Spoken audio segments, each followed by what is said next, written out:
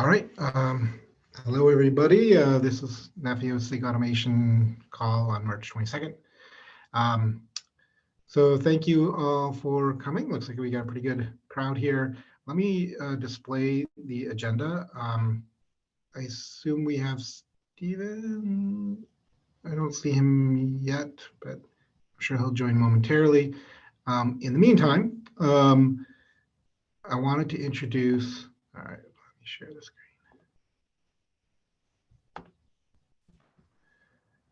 I want to introduce Venkat. So he is a program manager here at Google, actually at Google in India. And so he has offered to help out. We're trying to move into an execution phase. And while we are going to be, we've got all these meetings scheduled for the next couple of months for execution. They're all in very US-centric time zone. They're late for Europe and very late for India. And so Venkat has offered to help run some scrums or some meetings on a regular basis and help track the progress and move the ball forward for us. So Venkat, you want to say hello? Hey team, it's so exciting to be here, part of this team, part of community. Thank you so much for the introduction, John. Yeah, the idea or thought process here is to, we want to take this R1 forward, and we just have a very limited time. So let's get going, and we would like to see the progress and get there as early as possible. Yeah. Thank you, and hoping to get all the support from all of the team. I know you guys are wonderful, but hoping to get more support as we progress through. Thank you. Yeah.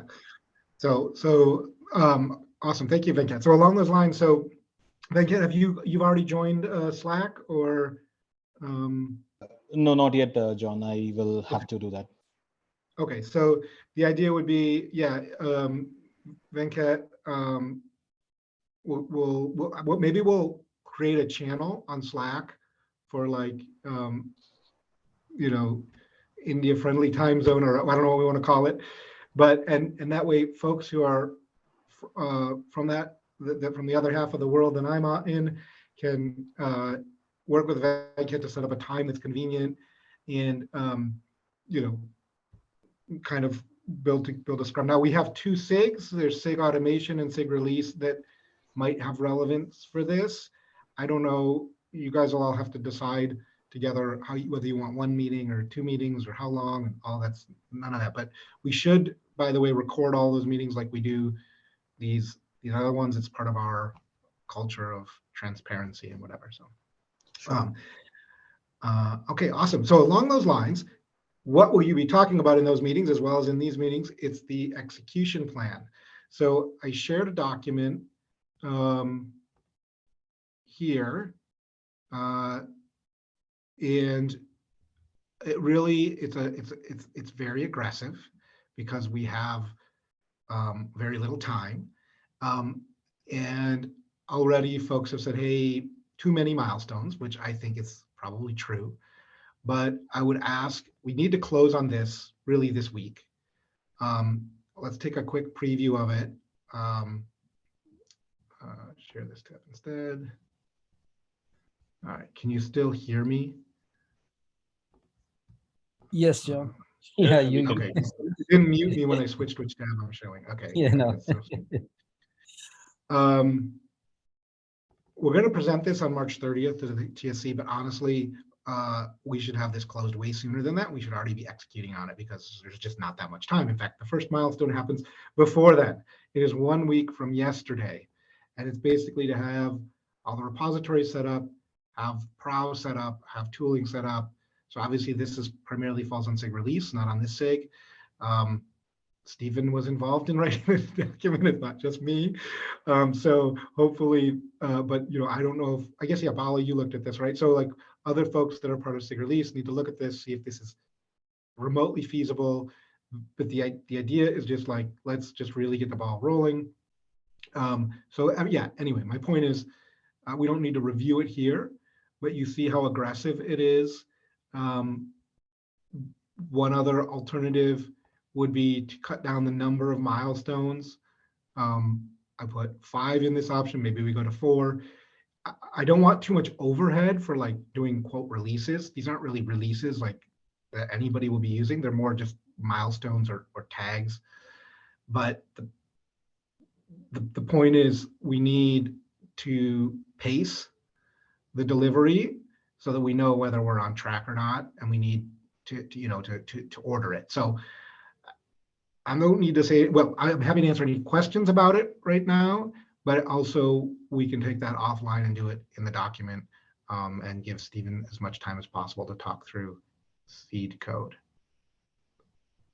Personally, I think the milestones are maybe there, maybe more, but do we care at the end of the day? It's just because the work needs to happen, right? So it's better to have a deadline or a target than no target. So I just look at more like that rather than anything else. I think the concern was that there might be for SIG release some actual work involved with each milestone. Okay. And so if you add more milestones, you add more churn. Sure. Okay, I see. Right. Sorry. That's all. That's literally the only reason to reduce the number of milestones. Yeah, I had to take a look at it in detail. So wow, the immediate thought I thought one thing that came to my mind is obviously we have so we are approaching end of March and then we had 2 months, right? Essentially, Yes. 2 months. So we could do this. The other one is we could actually plan for sprints of 2 weeks, and then each sprint could have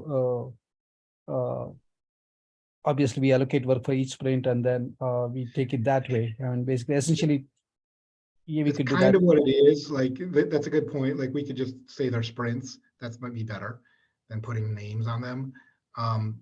They're basically fall roughly every 2 weeks, I think. But we could, yeah, that's a good idea. But just do them as sprints. Yeah, and then every sprint, all the sub teams will have certain work, and then we can check at the end of each sprint how we are doing, and then. Yeah. I mean, to your point, what the way I understand, John, is I think the time is fixed, right? Only the scope can change. Correct. Okay. Or the I just want to resources. give kudos for the details that has been captured. That is the cool thing. I mean, that is why we think it is aggressive. If those details were not there, we would think it is very easy. So having the details, the attention to details is great. Thank you for that, John.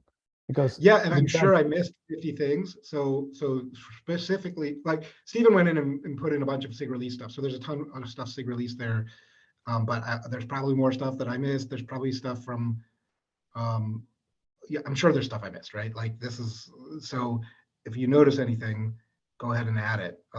But ultimately, by the end of this week, I want, or maybe it's by Tuesday of next week, I want all of this stuff populated in our project boards, as opposed to this document becomes obsolete in a week. It's for us to collaborate. It all goes. We'll put a sprint. I like the idea of that's better. Vala, just call them sprints, and it takes all the weight away. We'll define the sprint cadence and roughly. I know normally in Agile you pull things off the backlog, but at least we have roughly what our sprints look like over the next couple of months, and they'll change every week, every 2 weeks. But I think that's a better way to do it. So this document itself is a backlog, right, John? So let's say to start with, this document would itself turn out to be a backlog, and every milestone is converting to be a sprint, and then we are going to just pull the items for that specific sprint as planned here in the document. So that's great. Yeah, that's really going to help. This document is really going to help. Okay, awesome. So please review that offline. And Stephen, are you here?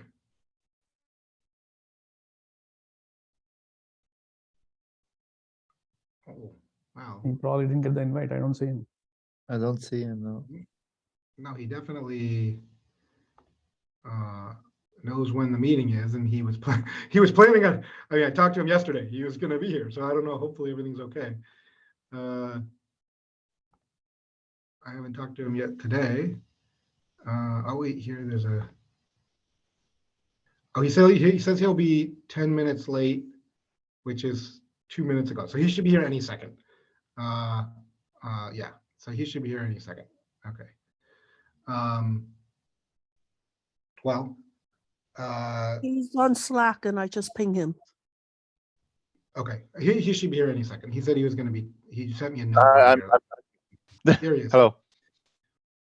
Awesome. Well, we're ready for you, Stephen. We just finished cool. up with the other items. So Okay.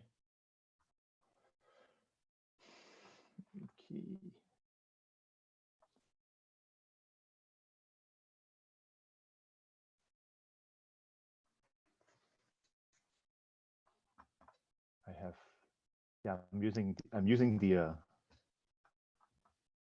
using my nephew account, so suddenly my background is showing. looks like you have recycling. A lot of delivery, Stephen. I know the whole pandemic's worth of Amazon boxes are now in the bag. There you go. Your screen is black. Okay, so let's go. Ah, there we go. Okay.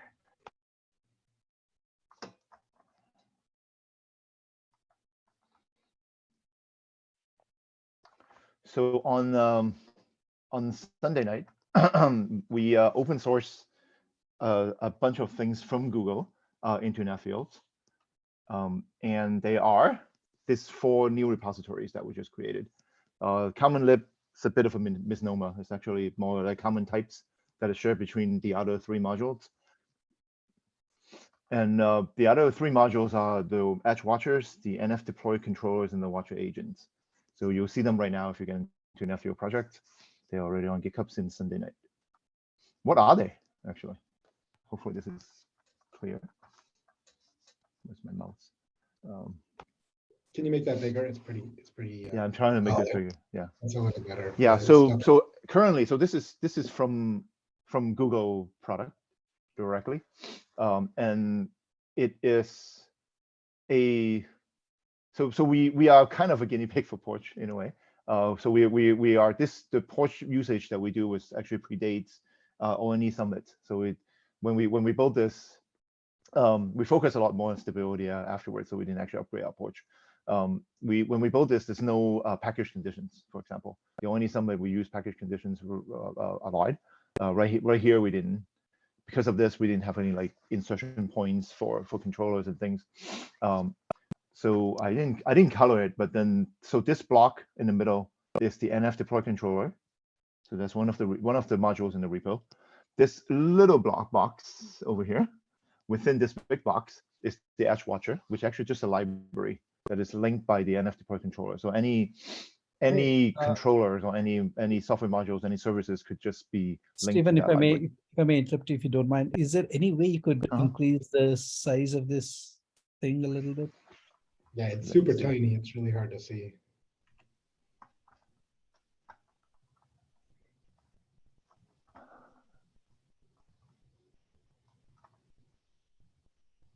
Would you be able to paste the link maybe in the chat? I could directly jump to the drawing. Actually, that's another way to do it. Let's try this. If it doesn't work, then I'll jump to the drawing. Is it better or no? Yes, it's better now. Yeah. Okay. I mean, it's At least format for me, ugly, yeah. but then it's okay. So as we said, I should color code it. Sorry, I was meant to do that actually, but then had to drop off kids in mine. So this big box is the NF deploy controller. So it's one of the repos. The Edge watcher is a library. It's another repo. It's actually currently it's being linked by NF deploy controller, although it lists a different repo. The watcher agent, which is yet another repo, is something that we expect to be sitting on the workload clusters. So that's basically so our workflow, the product version of this Nephew, the workflow is very simplistic at this point. The only thing it does is it has a NF deployed definitions of NF deployed. That's our very early version of CLDs, and I'll talk about that later. And then we expect users to just push that in, and then the NF deploy controller kicks in. It does 2 things. It does a hydration process, which basically does very small variations of creating the interfaces and things based on the flavor, but it fans out based on the list. So you now create a bunch of UPF deployment, SMF deployment and things onto the deployment repo as draft. And then in return, the deployment modules, the deployment entity is still just part of NF deploy controller, interprets the NF deploy cout, and then creates a graph to track all the things that all the deployments that we are expected or intended to deploy. Right now in Nephew, you have to manually bring up the watcher agents when the workload cluster is up. Obviously in the product, it's automatic. And then once this is done, the Edge Watcher, again, this is also sort of manual right now for Nephew, but then on the product, it's actually automated. It detects the creation of a workload cluster, and then it would start sending a custom resource to the cluster. And then basically when that happens, Watcher agent would know how to reach the Edge Watcher. So everything else is already in place. If you guys are familiar with the ONE Summit, we already have pieces that in Nephew even that creates the catalog repos, the cluster repos, the deployment repo for Edge clusters. We do have a definition of UPF deployment in Nephew right now. So to plug all this in, and then we also have a FreeFiGC operator, at least for UPF right now. So if you integrate everything together, it should just work. But it's less automated. It doesn't do IPAM and things right now. So by description, the NF deploy controller, John has talked about it many times. We haven't changed it yet. We use a verb instead of a noun for that custom resource, which actually kind of violated the Kubernetes convention. But we'll change that. It has a very early set of CLDs. That CLD.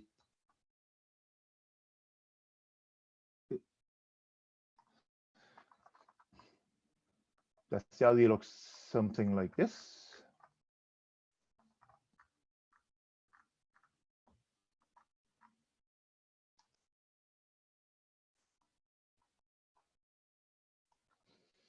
So that actually represents basically for us all the things that are needed to capacities here. PRMN is outside too. So all the things that are needed for us to deploy a particular vendor's SMF UPF at that time. So IDs, because we use IDs to directly link the instance. Go ahead, Rich. Sorry. No, I was only going to ask, don't you have the YAML version of the CRD, which is more readable? I do, but then this is actually easier for me to point to. If it's YAML, I have to go browse it. I mean, we can have a more like closer sessions if we want to do a code walkthrough. I mean, I don't intend 40 minutes. We cover a lot of code. Okay. But I just want to say what this is NF deploy controller. I honestly, in the community, we have to talk about how we want to use it. But then, if nothing else, this is more like historic records of an evolution of how we go from day 0, day 1 of the development to now. This is a very early version of the CLD. I model it after the fact that there's all the information that I actually needed for deployment. So ID is needed because we track connectivities, so we can do ID to ID connectivities. This is basically just connectivity. It's not even here. It's basically just a neighbor. So your IDA connects to IDB. It doesn't even tell you which interface connects to that. We kind of expect the operators to kick in and realize that this is you connect to an SMF as a UPF, and obviously this is N4. The cluster name tells us which deploy repo it jumps to. The type, which is UPF, SMF, and stuff. And then the one thing. Oh, actually no, that's so this is something I would also change. I'm going to change that to NF flavor. So I did introduce the idea of flavor very early on when we did any customer demos. This is basically we tell them this user-defined way of saying that is this UPF large, small, medium type stuff, and then for each of UPF, SMF, and so on, they have a different flavor definitions. So for example, throughput versus the maximum of sessions and then maximum number of UPF connections. versus an AMF case, it could be max subscribers. So this points to that. And then you have to tell us exactly this is UPF versus SMF versus AMF. Go ahead, An. Are these enumerated types? Meaning predefined? No, it's just a string. So we can do better, obviously, on the code at this point. Oh, okay. Yeah, it's just a string. Not so much the code. That can be easily changed, but is your intent to be for them to be enumerated type? I think we should in the future, because they're Okay. obviously the NF that we don't support, then we wouldn't be able to do anything about. So we should actually kind of bind it. So I think it's the right thing to do moving forward. Okay. The vendor versions points to the list of packages that you're going to replicate from. So this is the intent of actually using this. IP address block is actually just for demo. I was surprised that the engineering team put it in. I never intended the address block to be embedded inside the site. So connectivity is, as I said, very simple. This is my list of neighbors, and then the list of neighbors are their own corresponding IDs. So IDs are unique across different deployments, actually, in that case. So this represents a very early version of the CLDs. And then that's how we go from. And then NF deploy CLDs, as the folks who are familiar with the ONE Summit CLD, is that it's a, and the reason why it's a verb, when you push, it goes. So when you push an NF deployed, it deploys right away. So there's no like waiting for clusters to come up or anything like that. The assumption is the cluster is already there. Your network setup, everything is already in place. You put a deploy. Your intent is to deploy right now. So that's more like, if you think about like a bash, this is like an exact command, which is like it's not declarative actually in a way. Yeah, this is the Porsche. We don't use it as a gig wrapper. We're not using it for anything. Like Porsche has since added a lot of features. So obviously Nefio would like to take advantage of that too. For us, when we kind of start building this in September last year, it was pretty early phase of using it. Yeah, John and Morton just introduced it to us. So we kind of cut over from the older version, which is a static pipeline, to using Porsche, which now you can write controllers around. In a high level, the controller obviously processes the NF deploy CL, which is all it does. But then it has two major entities for functionalities, as we said. One of them is hydrations. And then hydration right now, the hydration right now is, it takes the NF deployed CL, identifies the package based on vendor versions, and then go to a catalog, fetch them, replicate them, clone them into the target deployment repo based on a cluster name, and then that's pretty much it. And then wait for someone to approve it and make any changes to it. The one thing I think we did would be try to fan it, push it into customizations per package. It's based on the NF information. So when you reference back to the capacity informations, you may have different number of N6 interfaces and so on. It may do that transformations. But then at this point, it kind of dump it to the users to do it. And then so hydration is extremely simple. And then deployment, which is the second piece. So also based on the NF deployed CL, mainly based on the flavor that they link to. It creates a graph based on that custom resources. Now you can see where the connectivity is actually useful, because now we know SMF-A is expected to be connected to UPF 1 to 5, for example. And that information is explicitly stated on the NF deploy. So we will be able to create a graph very nicely. Based on that, so the NF deploy controller is actually a client of EdgeWatcher. So EdgeWatcher is a library. So the link to the EdgeWatcher libraries, create an instance of EdgeWatcher, create a gRPC server, register that with EdgeWatcher, and then at that point on, the EdgeWatcher would be exposing resources as if you get that locally. So in a way, it's actually a Go chan inside. You subscribe by actually having by tapping into a Go channel, but then that's implementation. But then the idea is you have the same list and watch capabilities like you would have done on regular Kubernetes resources, using Edge Watcher is giving you that interface. So in there you can say, I want to watch this set of statuses, and then you basically subscribe to that channel and you get updates that way. So a little more detailed. The Edge Watcher is a library. So the NF deploy controller basically just create that simple hydration on one side, and then also this back path creates a graph, which is a big thing, and then you relies on Edge Watchers to start watching for statuses. The Edge Watcher has two lines of interactions. It has a client, so in this case, it's something that sits on management cluster, and then talking to Watcher agents on the workload clusters. It would then use its gRPCs to get it up. So how do you get that? So I mean, let's get that first. The first thing you do as a client, an NF deploy controller would be an example of a client, is you actually create a gRPC server yourself as a client.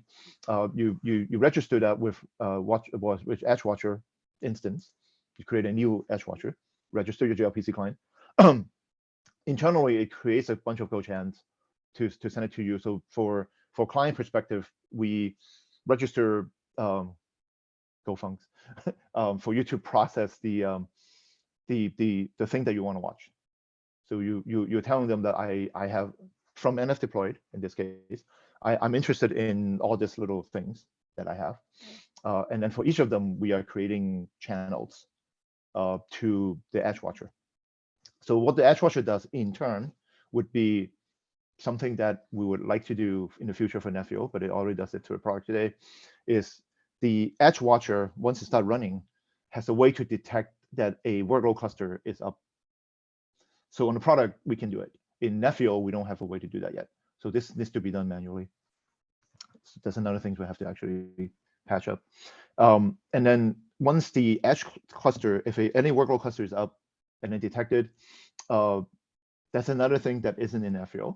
The assumption is Watcher agents can fix things and everything's already running on that cluster.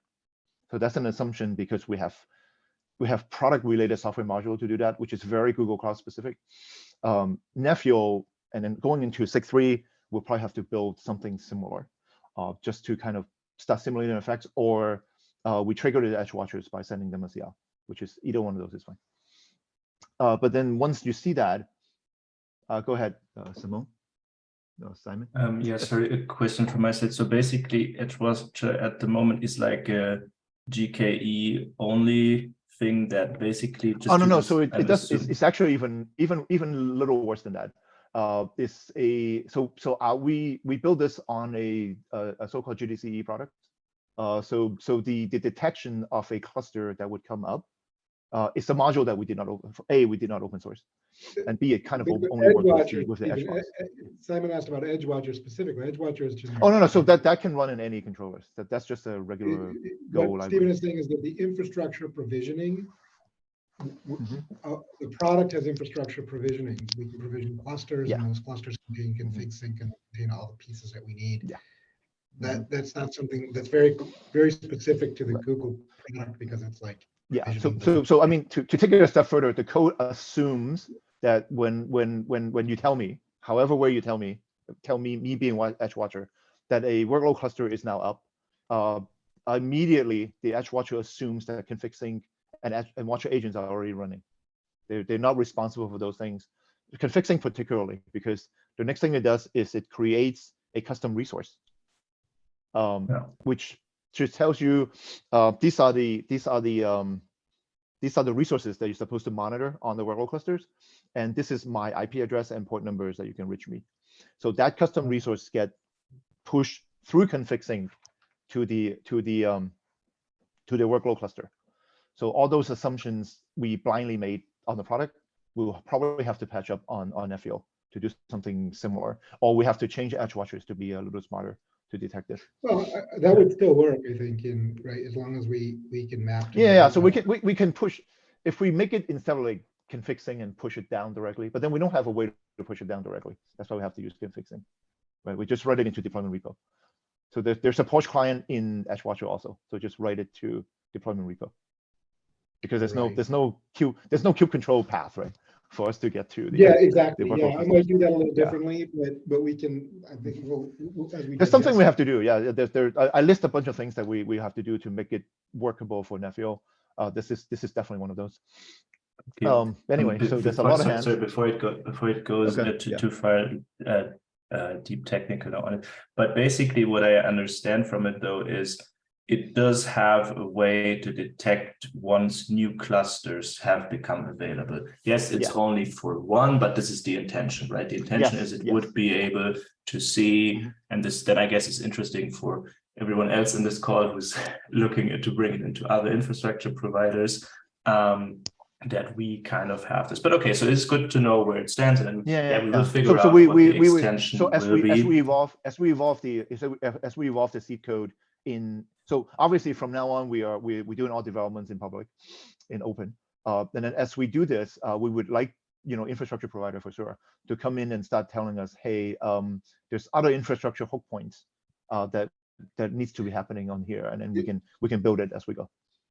Yeah, like we'll get to this. We're not doing infrastructure, but like to me, that all just belongs in one package that's associated with a cluster that includes the cluster, Nepio cluster resource, as well as whatever else is needed. So I see a bunch of hands, and I'll let people I know talk. there's a lot of hands.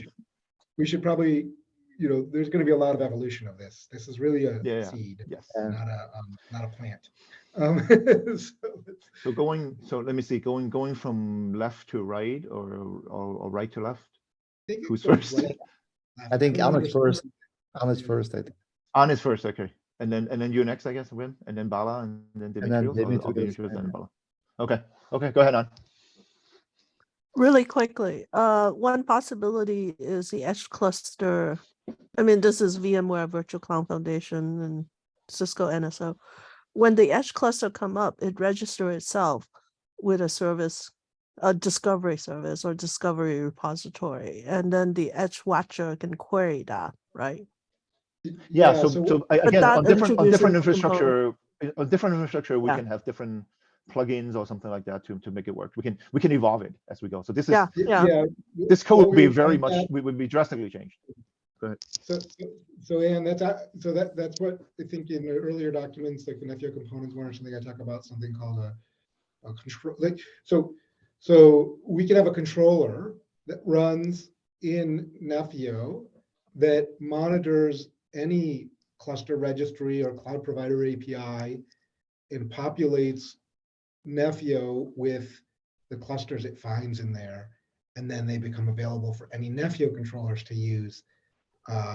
Because the Nepio controllers then don't need to each individually integrate with those registry services. You have one Nepio cluster resource that our controllers understand. Yeah, my follow-up question is that within R1, or should we just assume the edge cluster be there for R1? That's an R2 thing. I mean, it's a sort of stretch for R1. I think there's some people in the community who want to do it. Look at the execution plan. I've got it in one line there as a stretch, but I don't know how realistic it is. Yeah, that's really the gist of my question. Is there are many ways of doing this, and I just want to have a decision. And we can unify that, right? So we have to let other providers to do something different. So we want to have generic way for them to insert themselves into this. But yeah. Okay, thanks. Okay, go ahead, Ben. Yeah, so I've been looking to the code a little bit and stuff like that, and for me, it's probably a way bigger discussion, probably, which we maybe have to take it offline. But I wanted to plant the seed about it. Is that if I look typically for metric collection and stuff like that, the way it's implemented is the opposite that what you typically see in other approaches. Meaning, here you tell the edge watcher, go and do this, whereas in other approach, like if you look at GNMI or even Prometheus and stuff like that, you basically say, hey, I'm subscribing to this resource. There is also like a streaming service associated, which I don't see at the moment because it's basically, it's a unary gRPC that you use. So it's basically acknowledgement. So it's the way it's implemented for me is a bit weird. So I think I would like to, and probably not for now, but understand why you took this approach and not a different approach. Because if I look to streaming, like I personally, what I have in mind for this is I would like to build a generic collector that is doing anything we need from the workload cluster, and we subscribe to it at the management cluster and get information. And here we did a very specific implementation. So I think we should discuss the approach a little bit that sits underneath and why that came together versus other approaches that we see, and then figure out what was the best way forward. But that's probably not for now. Yeah, I think like I said, let's let Stephen go through it. I mean, I actually think we can piggyback on existing metrics rather than do it this way. But like I think there may be alternate implementations that we want to make available. I described this in one of the issues somewhere, like this live status. So I don't think we should rely on network access directly to edge clusters, which is why this approach, I agree, isn't my preferred approach.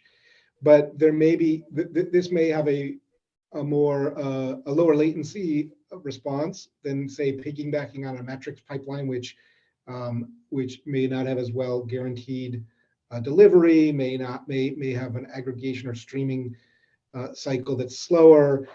So I think that we need to understand that, and we need to discuss it. But I suspect what we're going to want is that my idea is that we should have an API in the management cluster to receive this information, and there may be multiple ways to populate it, and it will be the distributor of Nefio or the deployer of Nefio that makes a decision in the particular environment which is the right way to do it. Yeah. That's kind of my thinking. For our one, we take what is here, but I think going forward, we have to discuss. Yeah, we should evolve this for sure. Even I have my opinions on this too. But anyway. I guess Dimitri's had a hand up, so I guess he put it down already. Yeah, Bala is next, I think, right now. Okay, so Bala is next then. Yeah, I think some of it is covered. I think so. For the cluster registration today, I know the discovery is not automatic. If you but is there a standard API where using which we could register with the Edge Watcher? Is it API driven in terms of that? No, not at this point. So we should evolve that in the community. So right now, I think that's kind of I think if I understand the question is it's sort of what Em was referring to. Like if we have an Nefio cluster resource, which we had in the POC, for example, then that Nefio cluster resource becomes that common API that Nefio components can use to watch for new clusters to appear and do something about it. Then how those Nefio cluster resources actually wind up in the management cluster is also flexible. There may be multiple ways. Like I can have a controller that looks at for GKE clusters. I can have one that looks for EKS clusters. I can have one that doesn't query a separate API, but actually when we deploy a bare metal cluster via some provisioner, cluster API provisioner, we include that resource in the package and it automatically shows. So there's like many different ways, but the idea would be exactly what you said, to have a single hook point that all of the controllers can listen to, but they get populated by different sources. Yeah, so something we didn't already but with the way to monitor your cluster info would be a great way to actually do it. Okay, thanks. And then this, especially this enough topology, that will change drastically, right? To take advantage of new push features. Yes. I'll talk about that later. But yeah, okay, got definitely. Okay. That would change. That's it. Thank you. Yeah. Go ahead, Ravi.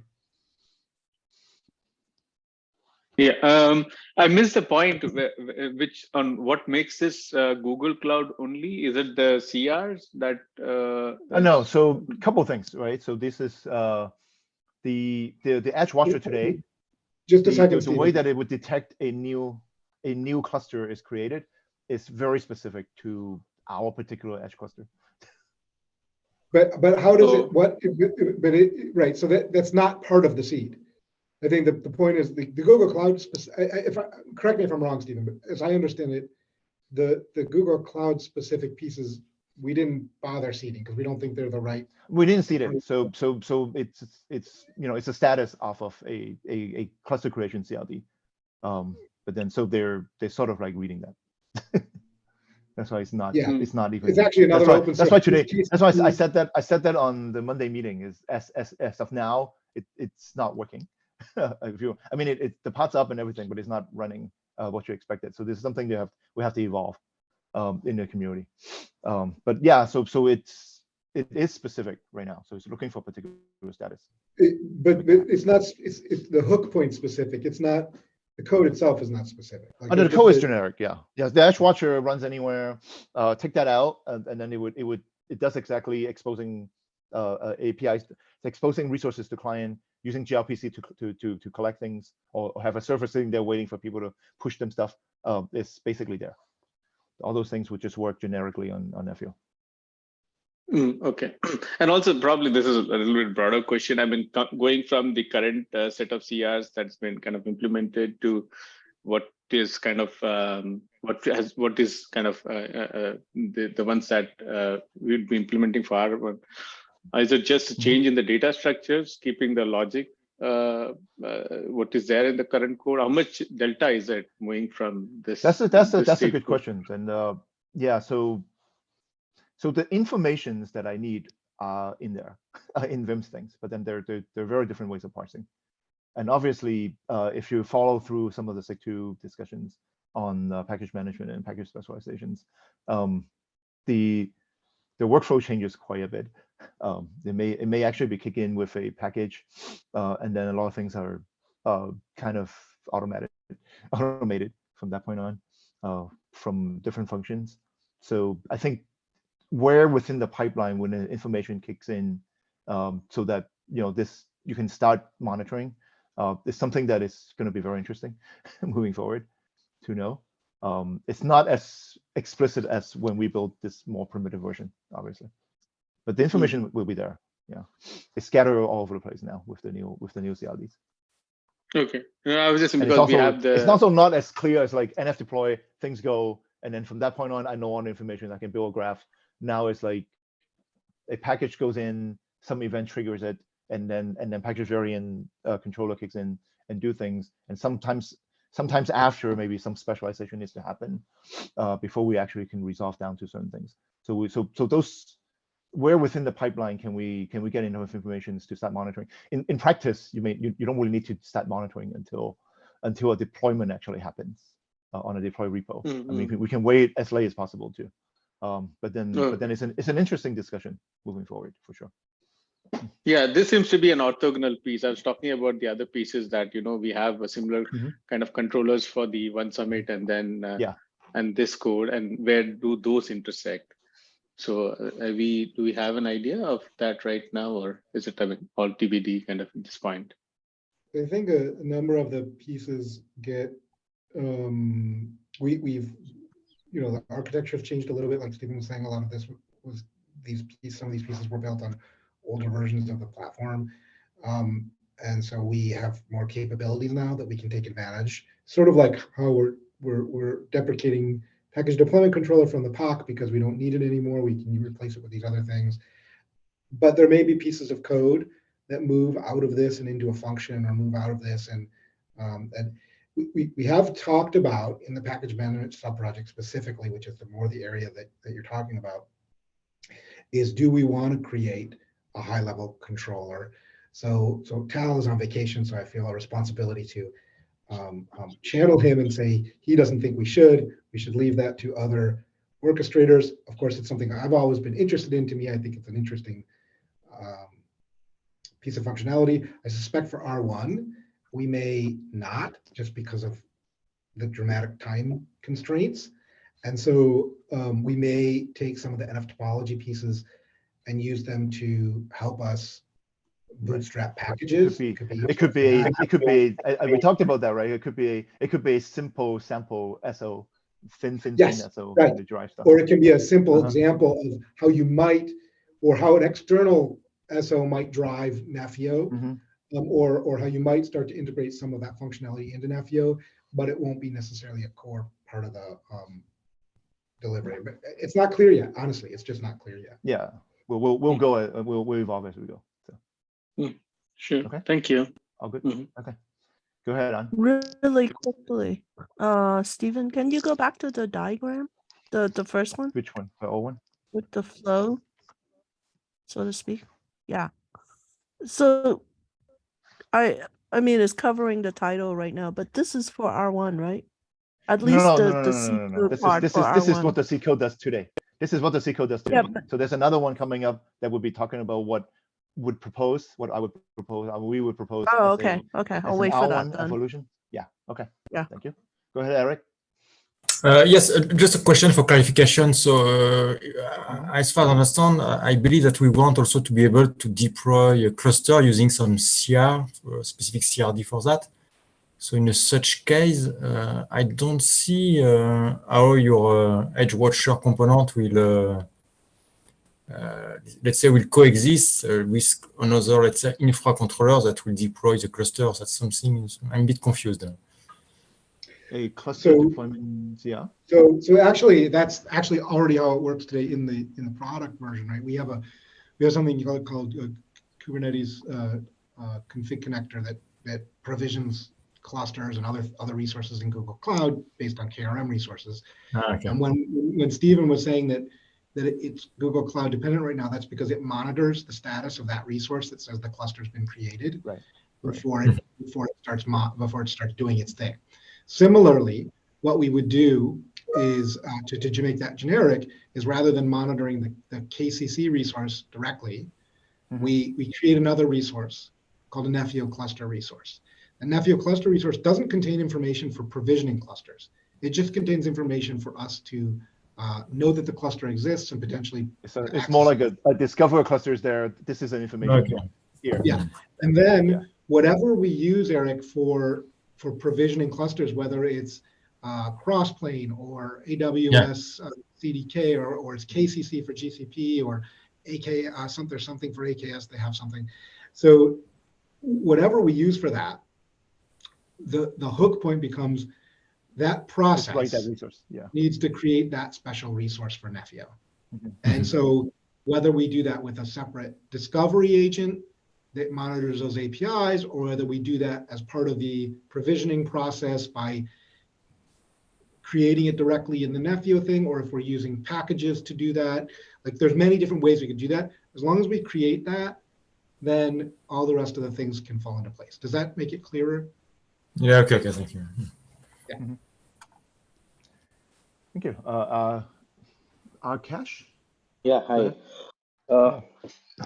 Thanks a lot for the diagrams. I mean, it was very clear. And one question I have is that I'm just trying to understand what you've told so far. I'm just trying to just clarify a little bit more. So we say the watcher agent what we want to watch. So it's not like it's going to understand that, okay, UPF deployment will be having these pods, and we are going to look at for these pods, or it's not. It's something more like these are the GVKs we want to look at, and get me. So at the level of Edge Watcher and Watch Agent, it's just those are the GVKs you're gonna want to look at. Go look at it. The client contextualize it. So it's not Edge Watcher and what. Okay, but in that case, do we have sure has no context of what the type is. So Edge Watcher, the gRPC proto has the type definitions, but that's only because we want to enumerate them, not because it's anything specific to them. Yeah, so it's very generic actually, the way that it's written. Got it. So that means that the inventory is basically like the inventory of all these data. The status of all these objects is going to be the UPF deployment, or is it going to be some topology CR in the management cluster which will have it's in the status field or something? Yeah, so it will be so for Watcher Agent and for Edge Watcher, they're basically the UPF deployment, SMF deployment statuses. So the client would gather this, the clients are watching this, get them, and then how they process this is up to the client. So NF deploy controller does something. I think the question is where does it, or if I understand it, so if we have the idea of one, so the agent sends the data back for a UPF deployment or an SMF deployment. Where does that get stored in the management cluster associated with what resource? And then on top of that, if we have a topology, so we've created 50 of these, do we aggregate that status anywhere? So we don't store them on SED. I can tell you that. So they're basically just data that sends back to the client. So in that case, What does the watcher? So what does the edge watcher do with that data? Oh, it does. No, it just send it back. So it takes the data, and the data maps to a Go channel, and then just send it back to the subscriber. So subscriber, in this case, NF deploy controller, would then see, oh, that's a new update on this status. So the only one that knows what the status looks like is the subscriber. So the client would be like, oh, this is UPF client in this case is not the user, it's whatever controller. We have to build a controller. Yes, you have to build that client client to populate something. Okay. Yeah. So in this case, eventually they get populated into SCD because the NF deploy controller decided to make that copy and push it as part of the status. And therefore you see a whole list of statuses as part of the status, and that gets stored into SCD. So you don't have to, but then this is how we implement today. Obviously, you can summarize. It's basically a transport mechanism that says. Yeah, it's just a transport engine. Yes, that's right. Yeah. It's transport engines to tell people explicitly this is what I want to watch, but then the transport agent itself doesn't know the context of what you want to watch. But you tell us exactly this is the group, this is the resource, this is the version, this is the name. Go for it. Go grab it and just tell me when something changed. Go ahead. So I also understand that. So since that there is no context, these agents understand. So I can understand that it doesn't care if it's a 5G core or it's going to be a RAN workload even in the future. So my question is like, so we are kind of telling, so for a RAN cluster that there's going to be a huge scale, and an edge watcher sitting and looking at all of these clusters or getting the data from all of these clusters. I'm saying this because like we are looking at, we initially assumed that it's going to be for core. I mean, we're looking at, but this problem specifically does not solve for core, it solves for everyone. So I'm thinking that we have to think in the scale of RAN scale. Yeah, for sure. I think John and I both talk about this. This is built as is today.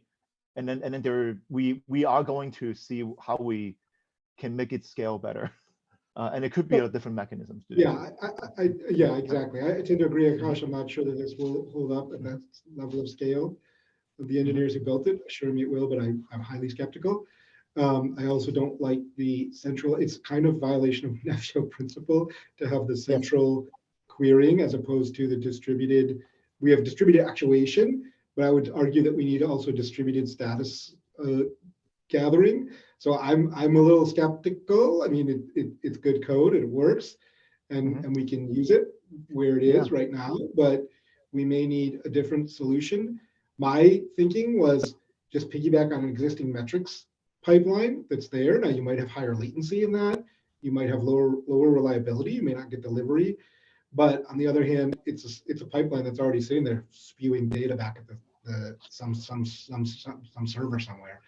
So now maybe you don't have a metrics pipeline, in which case then we have another option. So I tend to agree with you. I'm not sure. I have my doubts, but I think we need to discuss it, but I think this is beyond release 1, right? I think this is yeah, definitely. So the evolution of this will be a pretty big topic moving forward for sure. But then for our one, definitely take it as is, hopefully, for better. Yeah. And that we're not like saying you must, but then we're advertising this obviously right now. Yeah, the only thing. Can we get to the R1 diagram, please? Okay. So watcher agent is just, as we talked about, it's just a thing that runs on there, and then it watches some version group and resource that you're supposed to do, and then it takes a CL, and then it knows what the endpoint to send it back to. So pretty simple. So for R1, possibly, because R1 changes so much in terms of what drives the hydration pipeline. So we don't expect the hydration to remain at all. The hydration entity of the NF deploy controller will be changed. There won't be really an NF deploy controller. So we're going to make it into more of the topology gathering. I think from the SIG 1 meeting that I just did this initial discussion is that there's interest from user that we want to expose topology informations, and able to track topology on deployments. So we would like to at least have that capabilities. So the client portion of the Edge Watcher may remain. The hydration probably will go away. And then, so the question becomes, somehow we have to tell them the topology intent. So there's something we have to discuss on SIG2 directly. The goal, the hope, is that Edge Watcher, other than all the little plugins and CL that is watching, would be very usable, hopefully, by the community. And then most of the things would not change too much down at that place. So the hydration will likely just go away. And then if you, as we said, if we do a simple sample SO, maybe it does do a PV, a package variant request out. If it doesn't really have to do that, it's just that my request is some way we know the topology, so we can actually update the topology, deployment status of the topology as it goes. All this itself is not even set in stone. This is now evolving, as my understanding from the subgroups. But then, so if you want someone to drive the package variant request, this could be a controller to do it. As we said, that we can evolve that into more like a simple sample SO that is unit test is integration tested by Nafio, so we can use that to drive things. Or if not, then we have to figure out a way where now it becomes more like an Edge Watcher module that would be sitting there and somehow able to group a bunch of deployments together and say that this is the unit of monitoring that I want to do out of my topology. So things like this, we still need to know, but then for sure, hydration probably would be completely replaced by what the package management and specialization subgroup will be doing. And I would be happy to take that because it's very inflexible right now for the C code. But then we do think the Edge Watcher remains for our one, at least for what it is. And from what we gather, there's obviously things that we have to do to evolve it. But then for now, for our one, we'll go with this, and then at least it'll be able to show users topology, tracking topology, and tracking the deployment status across the topology. Okay. Any questions? William, it looks like you're talking, but so you sorry, Oh. yeah, sorry. Yeah, I muted myself. No, so I think, yeah, so two options we have is either build a small SO and that aggregates the data back, or we have we use it purely as a monitoring capability. Mhm. Or Yeah. Yep. So those are two suggestions I have to. Oh, Anne, go ahead. Quick question. What are the colors? The red and purple? I ripped this off from my earlier documents, but then the red lines are basically more like an injection points, so something that goes back on external request. The purple point is when you want to distinguish between using Porsche API to clone versus use Porsche API to deploy something. That's basically what it is. But then I'll expand the document when we obviously discussion will go on a little more. There's still some. Yeah, so if you can share these, if you haven't already shared them, yeah, and put them in the agenda with your stuff. Yeah, and we're out of time, so thank you very much. Let's continue the discussion on Slack. Thanks a lot, everybody. Bye-bye. Thank you. Yep. Thanks, Stephen. Yeah, thanks.